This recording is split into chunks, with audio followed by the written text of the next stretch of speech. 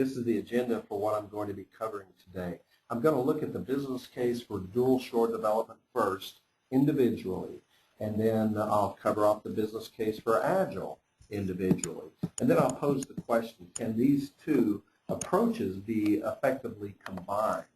And prior to answering that question, I'm going to cover off some of the well-known challenges and some of the best practices that have been emerging over time.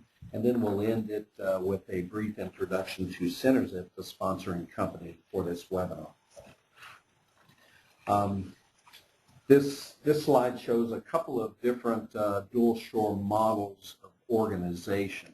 As you can see, turnkey is where the customer does not have their own development team. They've worked out an agreement with an offshore development team. Generally, a facilitator from the offshore development team company sits in and participates with the customer to coordinate requirements and information flow across the oceanic divide. There's also a model called hybrid, which is very common.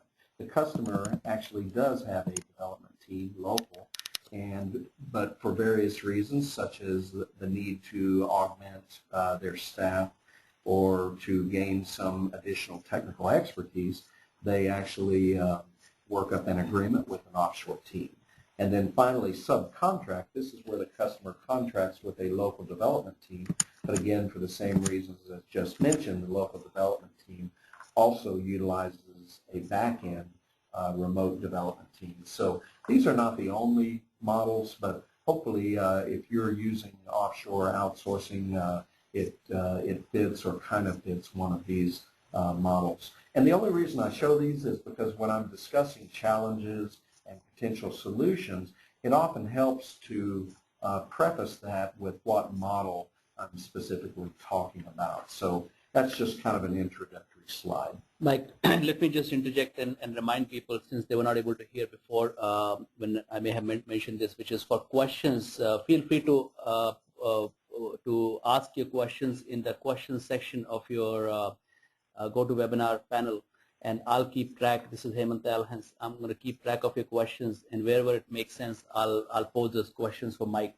to answer, right. And then we'll still leave time at the end for you guys to ask those questions. But keep your questions going so that we can do justice to the topic and address the questions along the way also. Right. Okay, let's talk about the business case for dual shore. Boy, I can remember in the late 1990s seeing advertisements for 80% savings for offshore outsourcing to China and other companies, and I must admit, you know, those types of bold claims are quite misleading because they don't really include the so-called hidden costs of offshore outsourcing.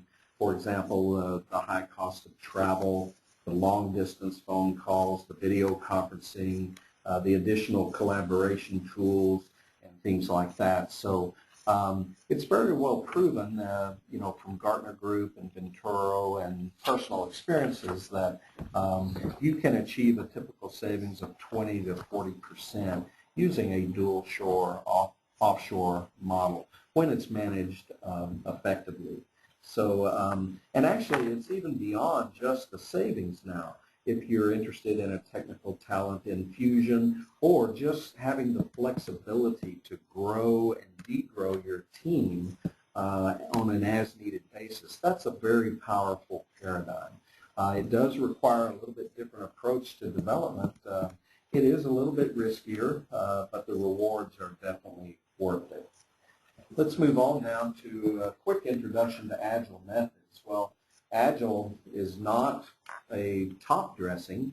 Please don't think that you can, if you're not Agile right now, that you can just add Agile on. Keep doing the things the same way and just add Agile.